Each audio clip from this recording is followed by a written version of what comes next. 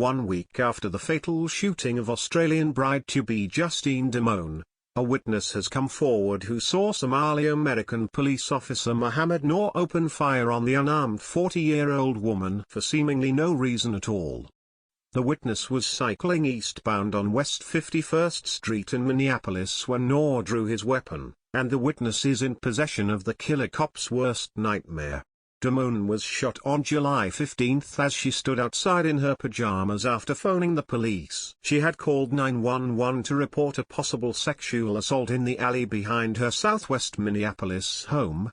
Officers responded at 11:30 p.m. and were driving south through the alley between Washburn and Xerxes Avenues with their squad lights turned off when they suddenly heard a loud sound. Noor's partner, Officer Matthew Harity, revealed in a 4-hour interview with investigators that immediately after the loud noise was heard, Damone approached the driver's side window of the squad car he and Noor were in. Noor, who was in the passenger seat, then fired past Harity through the open driver's side window, striking Damone in the abdomen.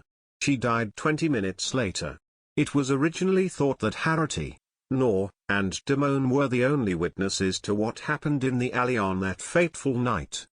But, now, another individual has come forward who also saw what went down as he rode past Damone's home on his bicycle last Saturday. Additionally, the witness is in possession of something which could very well turn out to be the Muslim cop's worst nightmare. The individual has been cooperative and provided an interview, the Minnesota Bureau of Criminal Apprehension said in a statement released after speaking with the cyclist this week.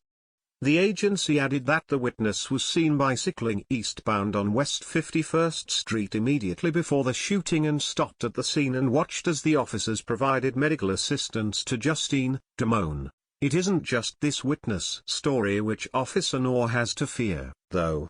While Noor's body camera was conveniently switched off at the moment he shot Damone, a fact which has greatly added to suspicions surrounding the shooting, it appears that there may be footage of the incident after all.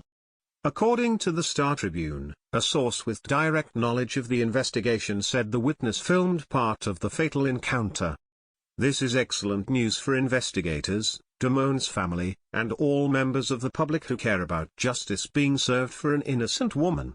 However, while the witness has been cooperative, the same cannot be said for Noor. The BCA said that the Somali cop still has not provided a statement to investigators. Officer Noor's attorney has not provided any update about when, if ever, an interview would be possible. The agency said, under the law, the BCA cannot compel the testimony of the officer. While his client has remained tight-lipped, Noor's attorney has done something perhaps even worse. Adding to the grief Justine Damone's family is already dealing with, lawyer Tom Plunkett suggested that the victim may have been on drugs at the time she was killed, in an apparent attempt to make her appear less sympathetic in the public's eye. It was absolutely sickening. And that's the game these lawyers play, to try to attack the victim, said Tom Hyder, a spokesman for Justine's family, according to Daily Mail. Justine was someone who only ate organic, she watched everything she ever put into her body. At this time, it has not been reported exactly what the witness to Justine's murder captured on camera last Saturday night, but anything will help in the investigation into her death. The BCA has asked anyone else who may have witnessed the shooting to contact the agency at 651-793-7000. Justine Damone deserves justice. She called the police looking for help, and she was subsequently gunned down by the department's diversity hire. Ironically, or, perhaps, expectedly, the usual suspects on the left who usually come out of the woodwork to denounce the shooting of an unarmed citizen by a police officer are notably silent. Could it be because this victim is white and the officer is a Somali Muslim? Please share the story and tell us what you think by clicking one of the buttons below. We want to hear your voice.